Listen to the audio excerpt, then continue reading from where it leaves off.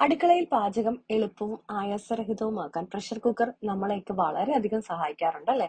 ഇറച്ചിയും പയറും കടലയും എല്ലാം പെട്ടെന്ന് വേവിച്ചെടുക്കാനും കൂടുതൽ മൃദുവാക്കാനും പ്രഷർ കുക്കർ നമ്മളെ വളരെയധികം ഹെൽപ്പ് ചെയ്യാറുണ്ട്. എങ്കിലും പലപ്പോഴും അല്പം പേടിയോടുകൂടിയാണ് കുക്കർ പലരും ഉപയോഗിക്കുന്നത്. കുക്കർ പൊട്ടിത്തെറിച്ച് പൊള്ളലേറ്റ കഥകളൊക്കെ നമ്മൾ ന്യൂസിലൊക്കെ കാണാറുണ്ട് അല്ലെ? അപ്പൊ ഇത്തരം വാർത്തകൾ കണ്ടിട്ട് നമുക്കിനി പേടിക്കേണ്ട ആവശ്യമൊന്നുമില്ല. അപ്പോ നമുക്ക് കുക്കർ എങ്ങനെയാണ് ശരിയായ രീതിയിൽ ഉപയോഗിക്കേണ്ടതിനെ കുറിച്ചുള്ള കുറച്ച് ടിപ്സും കാര്യങ്ങളുമാണ് നമ്മുടെ ഇന്നത്തെ വീഡിയോയിൽ.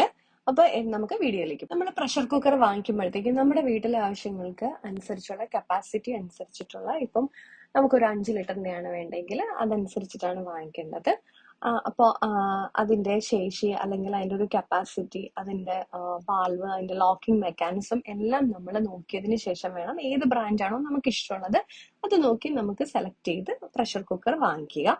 അതിനുശേഷം നിർബന്ധമായിട്ടും നമ്മൾ വായിക്കേണ്ടത് അതിന്റെ മാനുവൽ.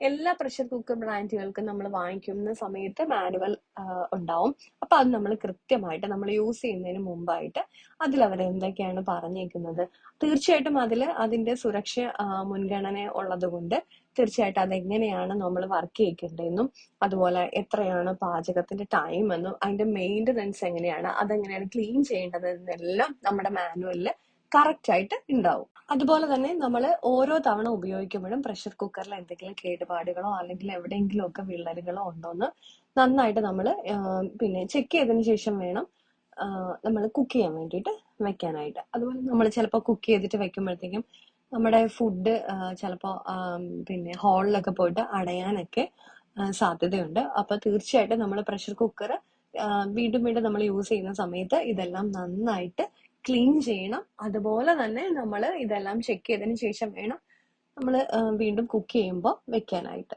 നമ്മൾ പ്രഷർ കുക്കർ ഉപയോഗിക്കുമ്പോൾ ആവശ്യത്തിന് വെള്ളം ചേർക്കുക.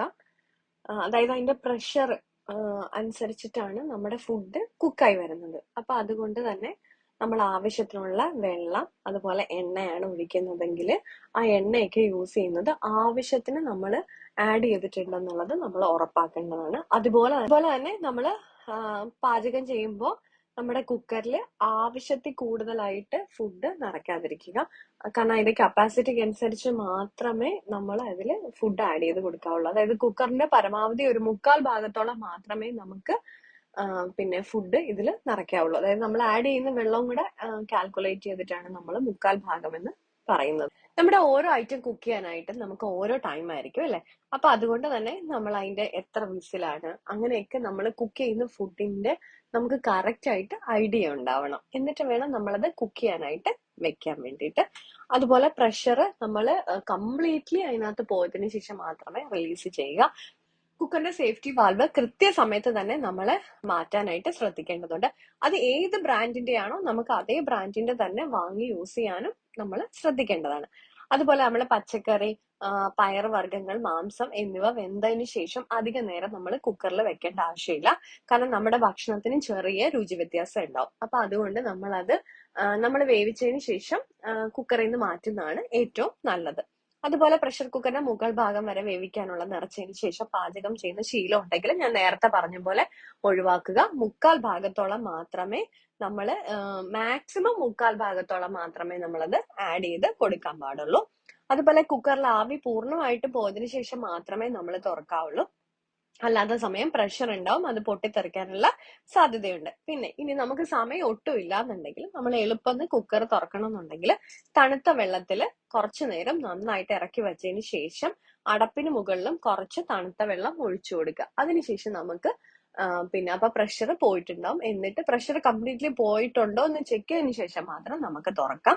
അതുപോലെ കുക്കറിന്റെ വെയിറ്റ് വയ്ക്കുന്ന ഭാഗത്ത്, അതായത് നമ്മുടെ വിസിൽ വരുന്ന ഭാഗത്ത് നമ്മുടെ ഫുഡൊക്കെ വന്ന് അടഞ്ഞ് ഹോൾ അടഞ്ഞു പോകാനുള്ള സാധ്യതയുണ്ട്. അപ്പൊ അതുകൊണ്ട് നമ്മൾ കൂർത്ത ആഗ്രഹമുള്ള വസ്തുക്കൾ അത് വെച്ചിട്ട് പിന്നോ അങ്ങനെയുള്ളത് വെച്ചിട്ടൊന്നും പോയിട്ട് അത് വൃത്തിയാക്കാൻ നിൽക്കരുത്. പകരം ഒരു കോട്ടൺ തുണി നന്നായിട്ട് നമ്മൾ തീർത്തെടുക്കുക. എന്നിട്ട് അതിന്റെ ഹോളിലേക്ക് ഇട്ടിട്ട് നമുക്ക് ക്ലീൻ ചെയ്യാൻ പറ്റും. അല്ലെങ്കിൽ അത് കംപ്ലൈന്റ് ആവാനുള്ള സാധ്യതയുണ്ട്. അപ്പൊ നമ്മുടെ പ്രഷർ കുക്കറിനെ കുറിച്ചുള്ള ഡീറ്റെയിൽസ് എല്ലാവർക്കും ഇഷ്ടപ്പെട്ടിട്ടുണ്ടെങ്കിൽ ലൈക്ക് ചെയ്യാനും ഷെയർ ചെയ്യാനും സബ്സ്ക്രൈബ് ചെയ്ത് സപ്പോർട്ട് ചെയ്യാനും മറക്കല്ലേ. മറ്റൊരു വീഡിയോ കാണും വരെ നന്ദി, നമസ്കാരം.